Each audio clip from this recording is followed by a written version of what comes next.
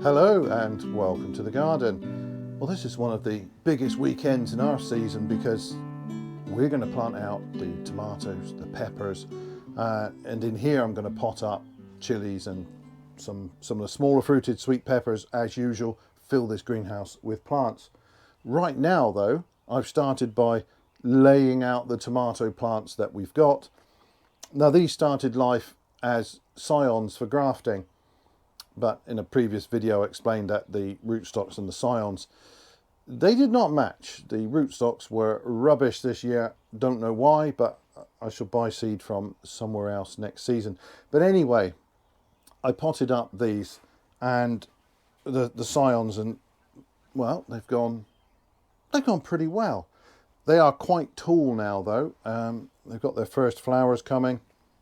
But I need to get those in the ground, and conditions look pretty good now. I've had a look at the forecast and the minimum nighttime temperatures, they're not bad. We've got quite a few, maybe at sort of 8 degrees, not too many below that, maybe a few 7s, but not proper cold nights. And I mean, ideally, if you could, you'd keep these plants above 10 degrees, maybe above 12 degrees to keep them really happy. But so long as you don't get too far below there, the plants will deal with it. If they get too cold, they get that sort of bluish tinge to them, and they stop growing. They're not happy, and that we don't want. But on the other hand, I can't keep plants this size in propagators, and they're jammed in, of course, because we've got, well, we're blessed with quite a few propagators here, but not so much that we can keep this size of plant going happily in them, because they're jammed in, and that makes them a little bit tall. I mean, good size stems on these, nothing wrong with these plants at all, but they need to get in the ground, and then they need tying into canes or the trellising that we've got in the big greenhouses. So the first job is to deal with the tomatoes, and then later on the big fruited peppers, which will go in the greenhouses and the polytunnel. And then finally the smaller fruited stuff, the chilies and sweet peppers, that I'll do in here once this bench is cleared. So I've just been organising it. I've got quite a few varieties this year, lots of Italian ones again. I was planning to explore other regions a little bit more, but I had the chance to get hold of quite a few sort of old Italian regional varieties, and I do love them. So yeah, I've gone back to Italy again. But I've got quite a few varieties, and I need to decide how many and which plants I'm keeping. I've probably got a few spares here, so that's why I've spread them out along the bench. So my first tip of the day, label the plants properly. I've got 2 of these and I don't know what they are. They were in different propagators, so they're not likely to be the same variety. And I don't know, I'm not sure what they are. Sometimes, if you're very careful, when you look at the leaves, sometimes there is something distinctive about the leaf shape. There's huge variability in tomato leaves. I mean, at a glance, this just looks like a regular leaf, but there are often 1 or 2 things about the leaf shape that can give it away. And I have managed to identify at least some varieties based on their leaf shape, but it's tricky, and it's not something I'm going to attempt to do today. I mean, there are some that I can rule out because the leaf shape is quite different. So for example, if we look at this is Pinocchia. This has got a particular, if we look at the shape of the leaf, we've got these 2 lobes on this, and a nice spiky little pattern to that leaf. Now that is quite different from this leaf form here. So we haven't got those 2 lobe bits. We've got this piece here, which is quite distinctive, though there are quite a few varieties that grow like this. So I know that this is almost certainly, I've no doubt that this is not Pinocchio. And you can do something like that, looking at the distinctive leaf forms and try and figure out what it is. It's not Pera d'Abruzzo. Again, this is another one with markedly different leaf forms. You've got to be a little bit careful when you're dealing with old varieties like this, because they've got a lot more variation than F1 hybrids, modern varieties. They tend to be very uniform. So you do get some oddities amongst the old ones, and of course there's always a little uncertainty about the purity of the seed. But anyway, I may or may not be able to identify these particular fellows, but if not, these will become my random spares. One interesting thing I'd like to show you, and if you've only grown modern tomato varieties, this is something you may not have seen. If you've grown lots of different tomatoes, including some of the older traditional sorts, then this will not be anything new. But let me see. So if we go back to something like this is Pera d'Abruzzo again. This is a traditional looking tomato shape, quite a common form for the leaves. And this is the most common sort of leaf. And here we've got something completely different. Not surprisingly, this is referred to as a potato-leaved variety. And yes, indeed, the leaves do look very much like those of potato plants. They don't have the serrations. They tend to have fewer leaves on each stem. And I like potato leaf plants. Now, the reason you only find that typically on old varieties is that the gene that produces this potato leaf, it's recessive. So if you cross one of these with a regular leaf tomato, then you get regular leaves. The only way you're going to get one of these is if you cross it with another potato leaf sort. So some of the old varieties, they have potato leaves. Most of the recent ones, this gene has disappeared. And I like to have a few potato leaves ones just for fun. Nothing, there's no particular reason to pick them out, although it is an indication that it has a bit of history. That particular one I just showed you, that is the yellow Brandywine, and Brandywine is a pretty old tomato. It's a great tomato too, and it's one of just a couple I have here that are not Italian. What else? Well, I've got another oddity, and again it's in the potato leaf department.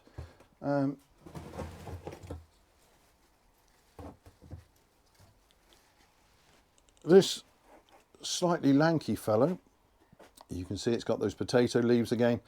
This is Borgo Celano, and that is an old variety again, and yeah, I like it. I mean, it's a bit skinny, but once I've tied this in, that's going to be lovely. I'll probably sink that down a little bit as well. It's not the first time I've seen quite a skinny habit on potato leaf varieties.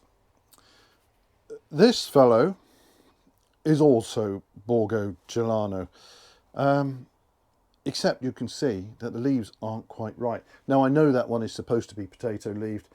The other examples I've got of it are potato leaved, but one of them came up with this different leaf form.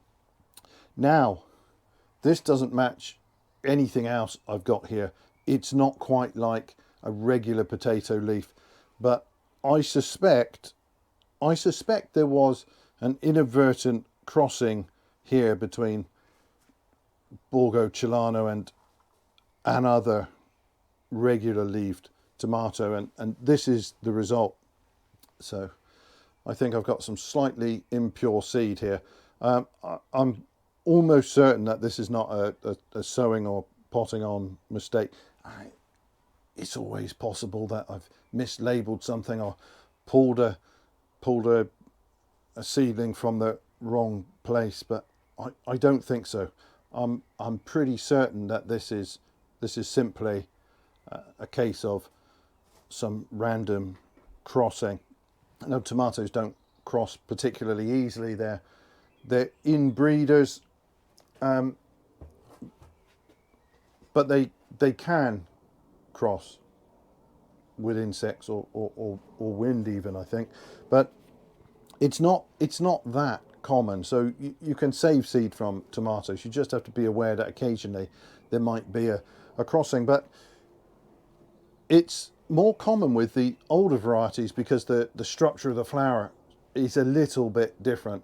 So some of the older varieties can be a little bit more susceptible to random crossing, and I suspect that is what has happened here, or then it's just an oddity of some other sort. But I'm sure that plant will be fine. I'm probably not going to plant it because I'd rather keep seed from the potato leaf varieties. If I'm saving seed, and I hope to save plenty of seed this season, that's what I'm going to do. Anyway, I just thought I'd share those little oddities of the potato leaf varieties. What I'm going to do now, I'm not going to film it, it's very boring. I'm going to have a consultation with my other half, and we're going to decide which plants we're putting in where. I've got, how many varieties? I don't know, like 20 varieties or something. So then I will come back when I start planting. One thing I forgot to mention when I was talking about the potato leaf sorts is that I don't know if it's true or not, but it's certainly something I've seen mentioned in a variety of places, that there's the possibility that the old potato leaf varieties are a little bit more robust in some sense. I haven't done sort of side-by-side trials, so I can't say for certain, but it's definitely something I've seen mentioned in more than one place. So that's an interesting possibility, that some of the old genes in those tomatoes make them a pretty robust sort. And actually, some of these really are quite robust. I mean, I haven't grown Brandywine recently, but it was one of my regular sorts. Typically I think what's probably the original pink Brandywine, lovely tomato. But we've grown that a lot, and it always has been for us a pretty robust and decent sort. So anyway, I just thought I'd share that with you. I can't really say whether it's true or not, but something I've definitely seen mentioned. Right, back to what I'm supposed to be doing. Well, I'm in one of the greenhouses now, and it's taken us quite a while to sort through the plants and decide where they're going. Because we're planting these in 3 different places, they've got slightly different characteristics. So in the polytunnel, we've put all of the small ones and a couple of plum tomatoes. That's because the supports in there, they're canes that are strapped to the bars that run along the side of the polytunnel, and the canes are fine, but they don't like the weight of the larger fruited sorts. So varieties like Belmonte and Rosa di Sorrento, they can be really heavy. We had fruits over 1 kilo last season. They were grafted, so I don't expect we'll get quite that weight this year. You never know, but certainly 1/2 kilo and more, that's a heavy tomato, and a truss of those hanging off a cane, it tends to come apart, and the cane can break and so on. It's not as good. But in here I've got reinforcing mesh, which we're using as trellis. Goes all the way up the wall and up the roofs. We tie the grapevines to it as well as the tomatoes. So that stuff, of course, is very strong, and it means it's better to put the larger sorts in here. And then there's another factor. For some reason, the tomatoes, from years of experience, even though maybe we've not had the same varieties here and in the other greenhouse, but pretty much we're sure that this greenhouse works best. I have no idea. I have no idea why that would be. If anything, I think the other one should be the warmer greenhouse, the slightly better one. And that's where we've put the grape variety that needs more warmth. And we put the figs in there for that reason. But I don't know why. The tomatoes tend to perform slightly better in here. So This is the place where I favour either my favourite varieties, such as Belmonte and Pantano. That's going in here. Pantano's not my favourite variety, but it's a really good doer and very good quality fruit, plenty of it, a good size, good flavour. Everything about it is great. It's just that there are maybe one or two other varieties that have an edge perhaps in flavour or texture, whatever. But it's a great tomato, so that one's going in here.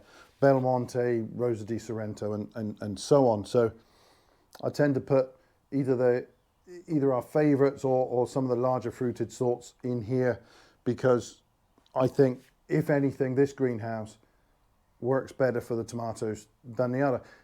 And it's really odd. I've talked about this sometimes in my videos about learning and understanding your microclimate, the sheltered spots, the warm spots, the shadier spots, and any frost pockets, all of those sorts of things. And over a few years, you get to know your plot or your garden much better. And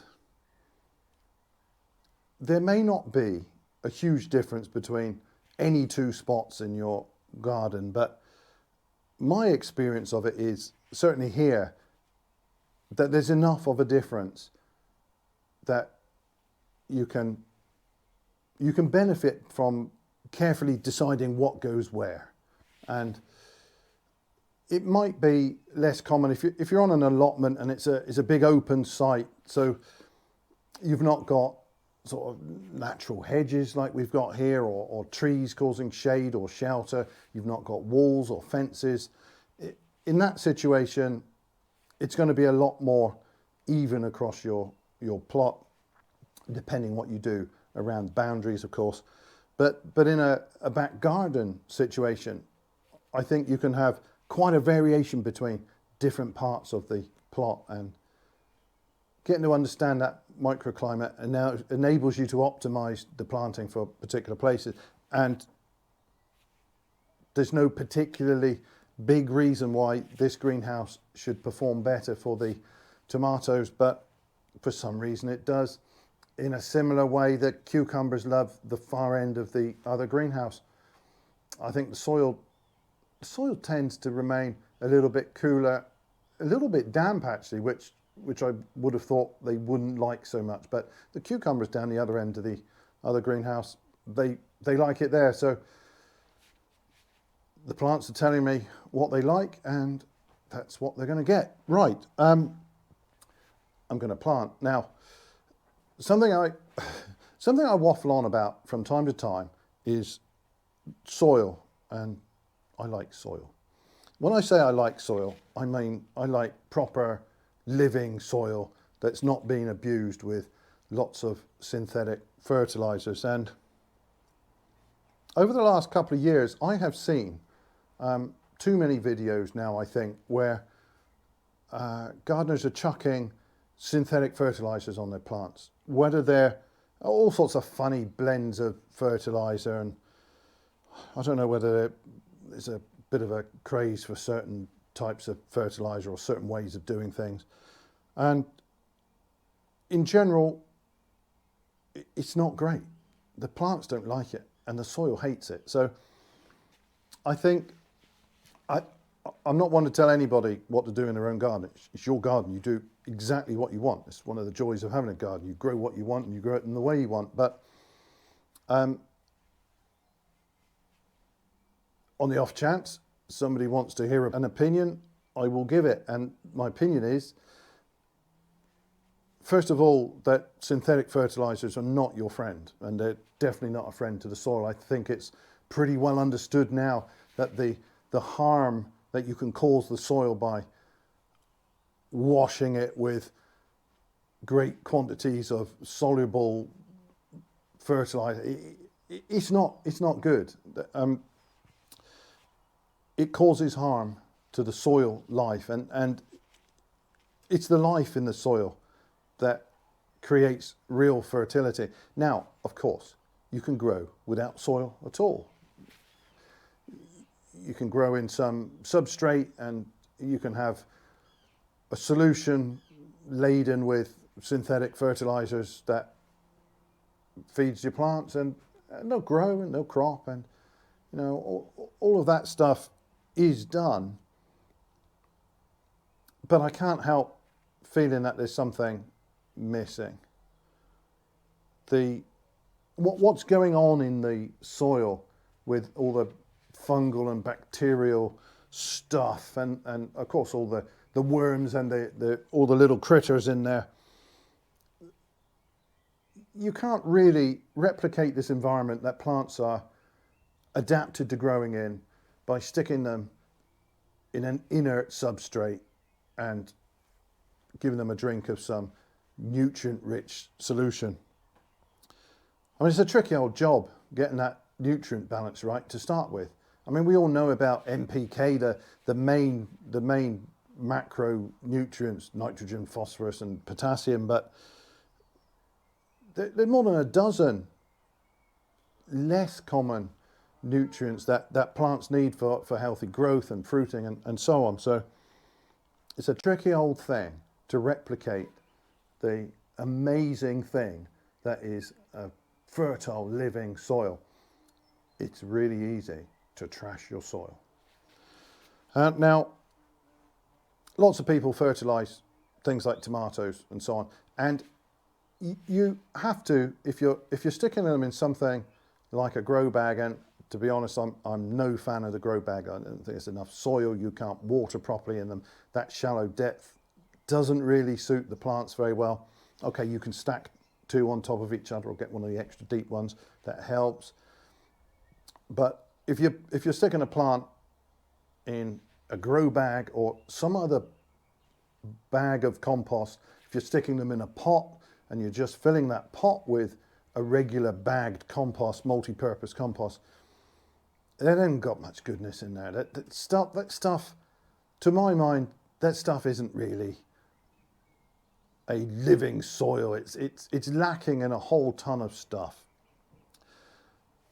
Now, that might actually be improving now that peat's being phased out, because peat as a sort of substrate for stuff is quite handy. It's got some useful properties, but it is a rubbish substance in terms of providing a fertile environment for a plant. But lots of the sort of composted green waste and stuff, that is better. And woody stuff is good too, because it encourages a lot of fungal growth, and that's great in the soil. So maybe as the peat disappears, although the quality of the compost looks awful sometimes now, hopefully we'll get compost with something more to them than just this almost inert peat. It's not great stuff. Great for sowing and seedlings and stuff like that, no doubt about it. It's an excellent medium for that purpose, but for actually growing plants, nah, not for me.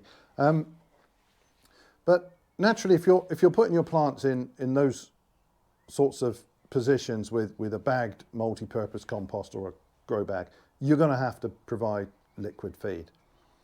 Now, you don't have to use a synthetic fertilizer. I'd really encourage anybody to use an organic fertilizer or a homemade fertilizer, and you can do that in various ways. But I much prefer, wherever possible, to first of all grow in the soil, and then if I'm not growing in the soil, so in the smaller greenhouse, I'm going to put the plants in pots. They're going to be big pots. They're going to be 10-litre pots, and those are for chilies and peppers. Now, I do have some organic liquid feeds here, and I keep them on hand in case I observe a deficiency or poor growth, but I don't use them routinely. And the ideal situation is that I don't open those bottles all season, and then I'm happiest. So in those 10-litre pots, I'm going to make up a compost blend that's, usual sort of stuff. Some of it will be old potting soil that I'm going to reuse, but my old potting soil, I wouldn't mind betting that's got more goodness in there than a fresh bagged multi-purpose compost, because I'm always feeding that soil. And I don't mean feeding it with some fertilizer, but I'm adding lots more organic matter in it, whether that's from our own compost heaps or well rotted horse compost, stuff like that, rich organic matter. So even in the pot, I'm more interested in feeding the soil than feeding the plant.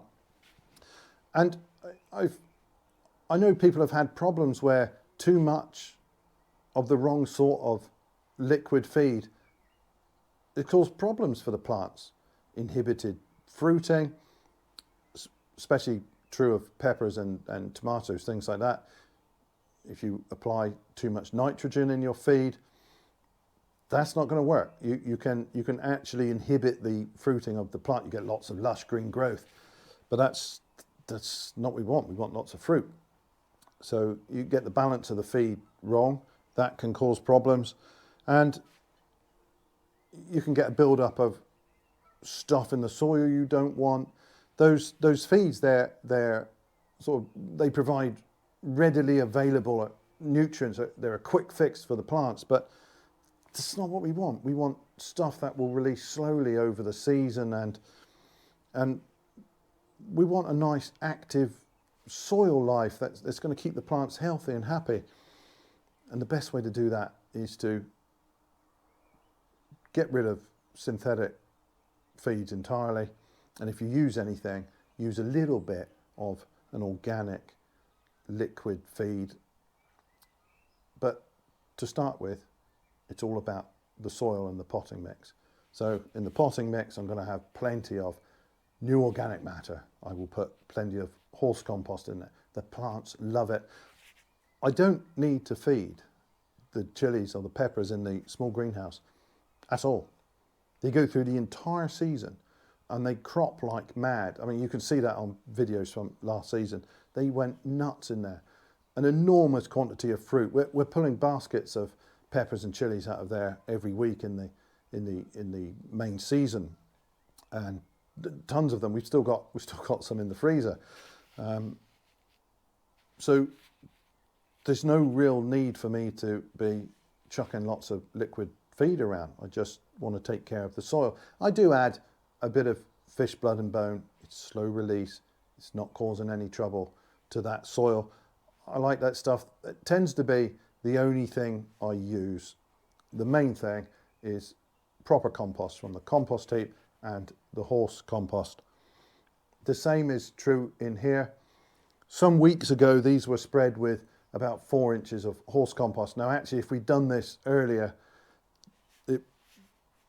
worms and so on would have had time to start processing that, and it's not just sitting there in a layer on the top, but it went on a little bit late this season. But it doesn't matter, it's fine. That's what I'm doing here. That's all. And every year they get a really thick layer of horse compost. I don't need to start chucking lots of liquid feed around. If I see a deficiency, I will treat it, of course. You don't want to let plants struggle on when they've got some sort of problem, but you don't really get problems. It's absolutely fine.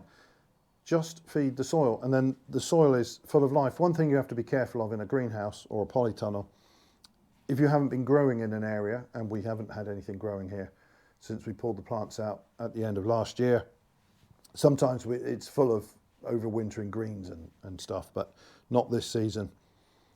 You have to be careful not to let it get too dry. It's all right in the middle of winter. There's enough moisture in the ground really, but the beds are raised a little bit here, and it is important that the soil doesn't dry out completely, because a dry soil is a dead soil. So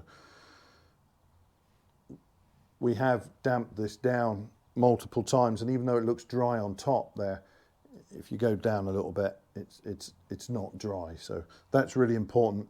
Otherwise this soil is not going to be happy, and I want a happy soil for happy plants. Anyway, that was quite a lot of waffle on fertilizer, so sorry about that. But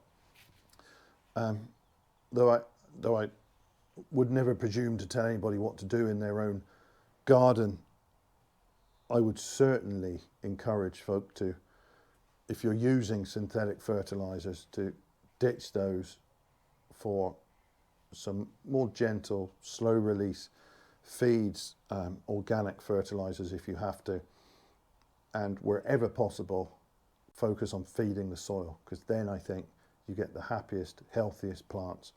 And those liquid feeds, I think even an organic liquid feed, it's not ideal to flood the soil with the large quantities of readily available nutrients. It doesn't help. It mucks up the whole chain of soil life that's turning that, processing that organic matter and making those nutrients available for plants. Gets mucked up if you flood the soil with this abundant amount of soluble nutrients. I don't like it. So anyway, sorry about that. I'll stop waffling now and plant some tomatoes. So you can see on the surface here how coarse this organic matter is. Bulky, coarse organic matter is lovely.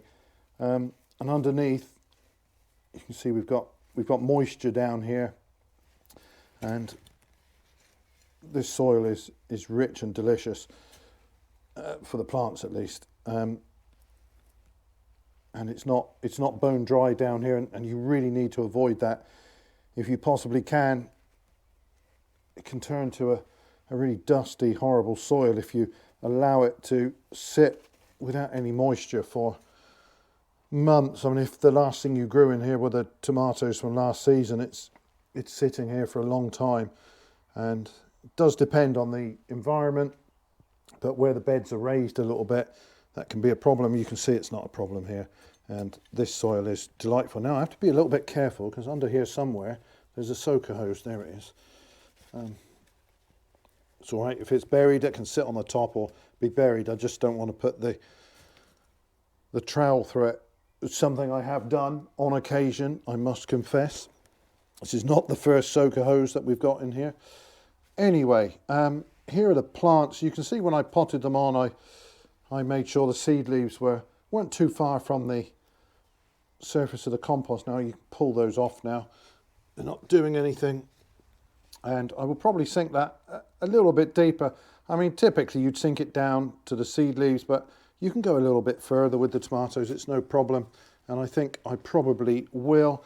They will produce more roots here. You can see if you look closely, all the hairs on those stems, they will produce more roots. And actually down near the base, you can see them starting very often. Right, so I will just give this a bit of a mix around, and then a nice deep hole. Now I'm not adding anything here. It's got everything it needs in this soil. Lots of organic matter. There's an old root and whatnot.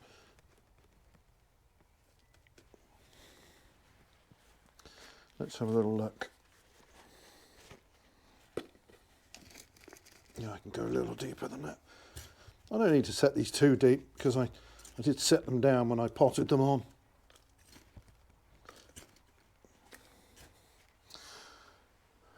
There is a nice network of fine root here. It's not pot bound, which is good to see. It's always a little bit of a worry, because I can't pot them on any further than I did, because I wouldn't then have space to put them in the propagator. So this is as big a pot as I can manage, and there's plenty of root, but it doesn't look too pot bound. So just pick an orientation that I like the look of, drop it down, and then fill that in.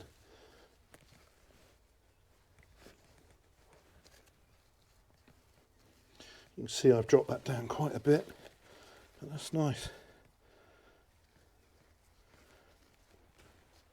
It's going to be very happy there, I think. And this 6mm reinforcing mesh makes fantastic trellis.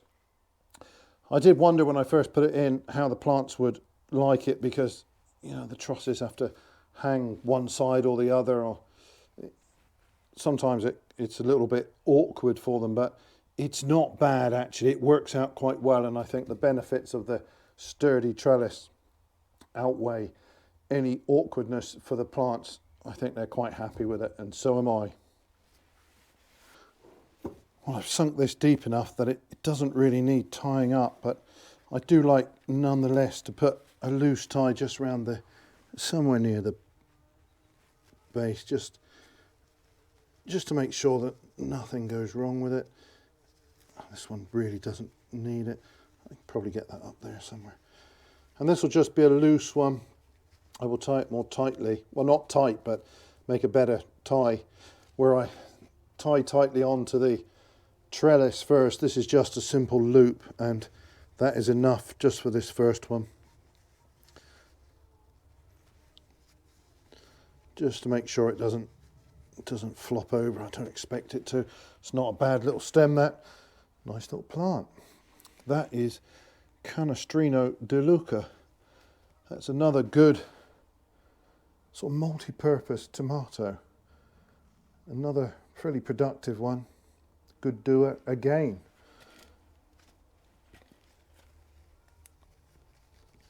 I think Pantano is probably better slightly for the slicing and the salad. Canestrino de Luca is probably got the edge if you want to cook it. There are lots of really wonderful regional Italian varieties, and that is one of them. So that's the first greenhouse done, but although we'll use the soaker hoses for routine irrigation, I will give these a good soak right now. I mean, there's plenty of moisture in the soil, but I want to settle them in nicely. Even though there hasn't been much root disturbance, I'll give them a good drop of water.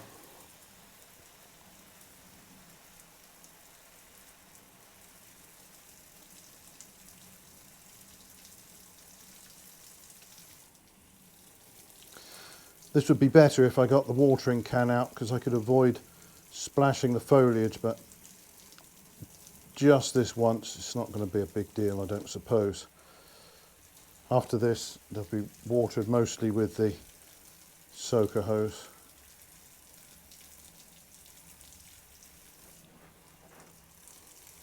It's a bit quicker and more convenient with the hose here. So it's the same sort of job here in the polytunnel. I do have to be a little bit careful here of the garlic plants.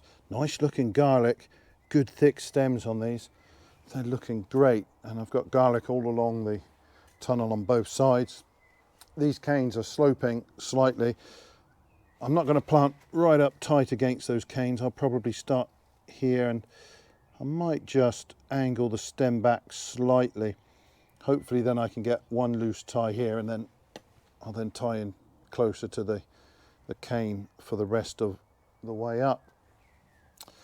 This is another nice variety. This is Corberino, small tomatoes in the polytunnel here.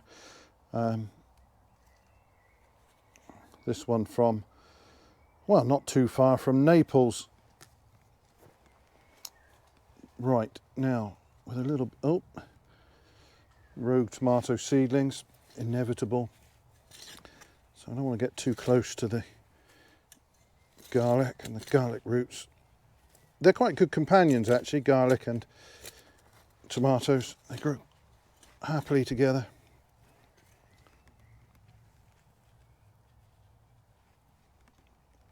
Those are probably roots from there. They look like it. Now this has got side shoots already, so I'll pull those off. I'll take that off. Silly seed leaves, don't need those anymore. That's a nice looking plant actually, quite sturdy, particularly given how it started off.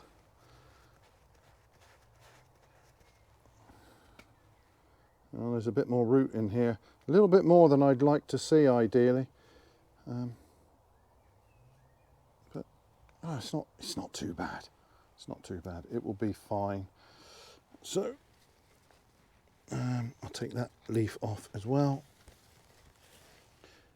And there we go. Gee, that's sturdy enough. I don't need to put a tie around that.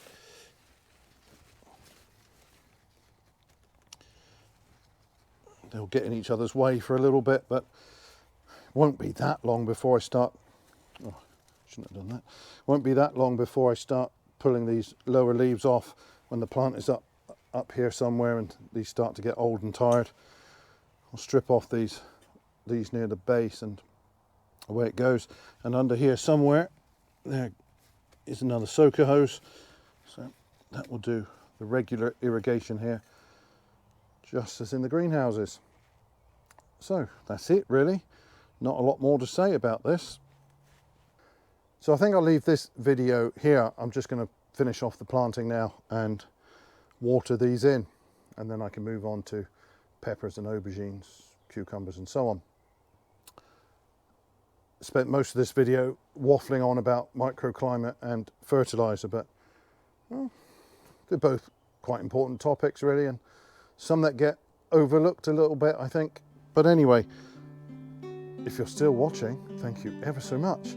But that's it for this video. Bye for now.